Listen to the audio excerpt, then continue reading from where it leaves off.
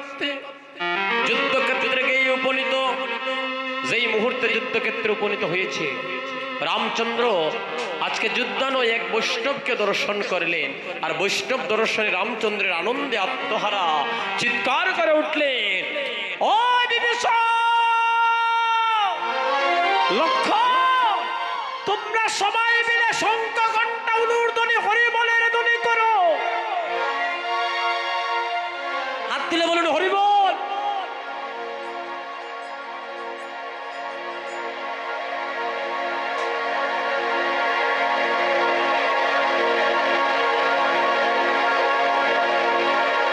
বিভীষণ রে, আজকের যুদ্ধক্ষেত্রে কোনো যুদ্ধ নয়, একজন বৈষ্ণবের আগমন। বাবা দেখা মাত্র চিনতে কি আর দেরি হয়? নিজের ছেলেরে চিনতে কোনো দেরি হয়? পিতা নিজের ছেলেরে দেখিয়া মনে মনে ভাবতেছে আমার একটাই মাত্র ছেলে, আজ চিরজন্মের মতো প্রাণে মারা যাবে। প্রভুকে যদি বলি আমার ছেলে, প্রভু তারে মারবে না। আসেনি জগতে কোনো বাবা তার ছেলেরে মারার কথা হয়? এই জগতের সকল বাবা, এই জগতের সবার বাবা বড় সন্তানকে ভালোবাসে।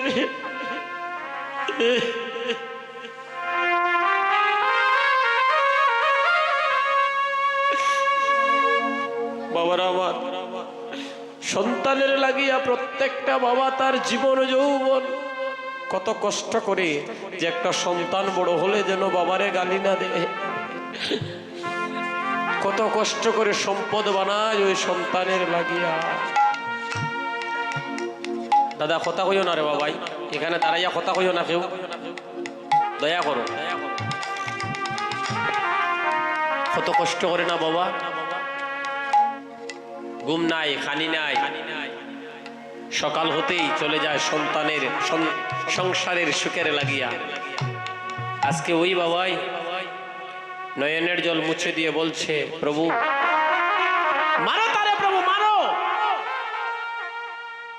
সে বৈষ্ণব নয়, সে কপট বৈষ্ণব।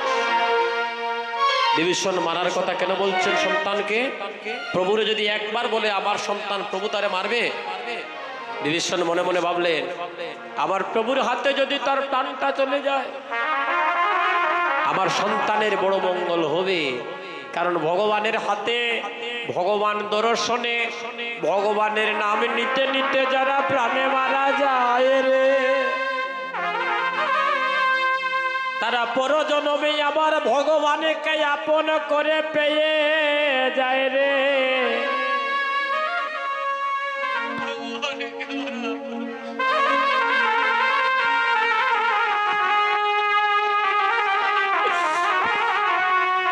ভগবানকে বড় আপন করে পায়। ভক্তগণ, আমি ভাষায় প্রকাশ করতে পারবো না আজকের আনন্দটা। আপনারা যেভাবে কেঁদে নয়নের জলে বুক ভাসিয়ে দিচ্ছেন, এটাই হচ্ছে হরিনাম। হরিনাম সংকীর্তনের আনন্দ, পরমানন্দ। ভক্ত না কাঁদিলে কীর্তন পূর্ণ হয় না। আজকে যারা কীর্তন দান করছেন তারা পরম ভাগ্যবান। আজকে দেখুন কোনো ভক্ত বাকি নেই, সবাই মিলে কাঁদছে। একটা শিশু সন্তান কাঁদতেছে, যে সন্তান নিষ্পাপ, সে কি জানে ভক্তি, কি জানে ভজন, সে কি জানে, কি জানে সে একটাই জানে, গৌর নামে আমি কাঁদতে জানি, কৃষ্ণ বলে আমি কাঁদতে জানি। আর যখন নিষ্পাপ কেউ নয়নের জলে বুক ভাসিয়ে কাঁদে, ওই কীর্তনের কোনো অপূর্ণতা থাকে না, মহাপ্রভু নিজ গুণে সেটা পূর্ণ করে দিয়ে যায়। ভক্তগণ, সাধুজন, রামচন্দ্র বলছেন বিভীষণ রে, আমি কেমন করে মারি? সে কপট হলেও সে তো বৈষ্ণব। তরুণী সেন ভাবলেন, প্রভু আমাকে মারবে না, আমি যদি তার ভক্তের গায়ে আঘাত না করি। কারণ প্রভু বলেছে আমার হতে আমার নাম বড়, আর নাম হইতে আমার ভক্ত বড়। তাই ভক্তের গায়ে আঘাত করা মাত্র, মানে লক্ষণের গায়ে বান মারলো তরুণী সেন, আর লক্ষণের গায়ে বান মারা মাত্র যুদ্ধ লেগে গেল, একে অন্যের যুদ্ধ। রামচন্দ্র ধনুর বান নিয়ে যুদ্ধ শুরু করে দিলেন। রামচন্দ্র যদি মারেন একটা বান, তরুণী সেন মানে 10টা ভক্তিবান, কিন্তু প্রভুর গায়ে তরুণী সেন আঘাত করে না। যুদ্ধ করতে করতে রামচন্দ্র ক্লান্ত হয়ে গিয়ে বলছেন, বিভীষণ ও বিভীষণ, এই কপট বৈষ্ণবের মৃত্যুবানটা বল ভাই। বাবা হয়ে কেমন করে বলবে ছেলের মৃত্যুবান? নয়নের জল আড়ালে মুছে দিয়ে বলছে, প্রভু যদি মারতেই হয় তুমি তারে বৈষ্ণব বান প্রয়োগ করো। যেই মুহূর্তে বৈষ্ণব বান প্রয়োগ করলেন, তরুণ সেন ধনুর্বাণ হাত থেকে রেখে ওই মায়ের বলা কথা বদনে রাম নাম নিচ্ছে, জয় রাম, শ্রীরাম শ্রীরাম শ্রীরাম। রাম নাম নিতে নিতে তরুণ সেনের মস্তকটা তীর এসে কেটে দিল, আলাদা হয়ে গেল মুন্ডুটা, কাটা মুন্ডু। রাম নাম নিতে নিতে রামচন্দ্রের চরণে এসে ধাবিতমান হয়ে গেল।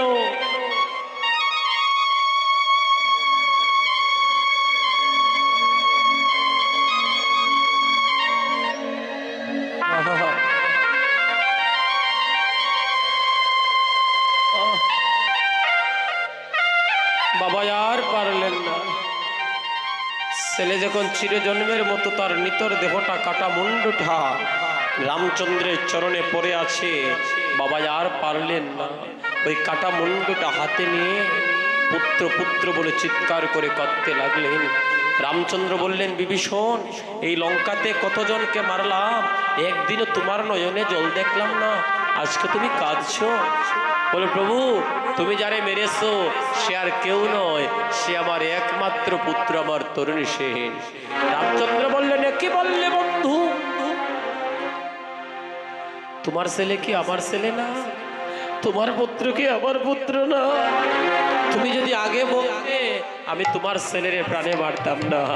তবে আমার হাতে যখন তোমার ছেলের প্রাণে গেল, তোমার ছেলের লাগি আমার কাছে কিছু চাও। বলে, প্রভু তারে জনমে জনমে সঙ্গে রাখিও, তারে জনমে জনমে সঙ্গে রাখিও, তারে জনমে জনমে সঙ্গে রাখিও, তারে জনমে জনমে গো সঙ্গে রাখিও। তারে নিত্য লীলা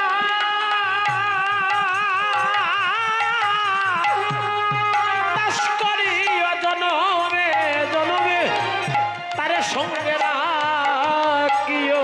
ও তার নিত্য লীলা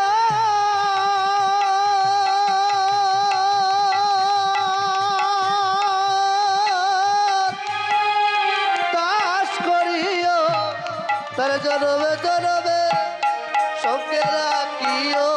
ও তারে চরণ ছাড়া করো না, ও প্রভু চরণ ছাড়া হরি বল, করো না গো। তারে চরণ ছাড়া করো না ও গো। প্রভু গো চরণ ছাড়া করো না গো।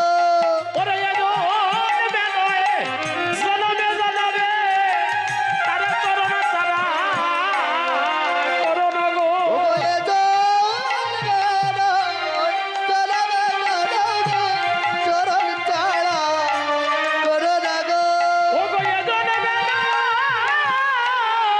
জনমে জনমে তারে চরণ ছাড়া করো না গো। বলি এ জনমে নয়, জনমে জনমে চরণ ছাড়া করো না গো। তোমার নিত্য লীলার দাস করিও, তোমার নিত্য লীলার দাস করিও, নিত্য লীলার দাস করিও। নিত্য লীলার দাস করিও, ওরে জনমে নয়, জনমে জনমে নিত্য লীলার দাস করিও, জনমে নয়, জনমে জনমে নিত্য লীলার দাস করিও। হরি বল, হরি বল, হরি বল, হরি বল। হরি বল, হরি বল, হরি বল। তারে নিত্যলীলা দাস করিও, এ জন্মে নয় জন্মে জন্মে তারে তুমি চরণ ছড়া করিও না। জয় মহাপ্রভু, রাধে রাধে। আপনারা কারা কারা বৃন্দাবনে যাবেন দেখি একটু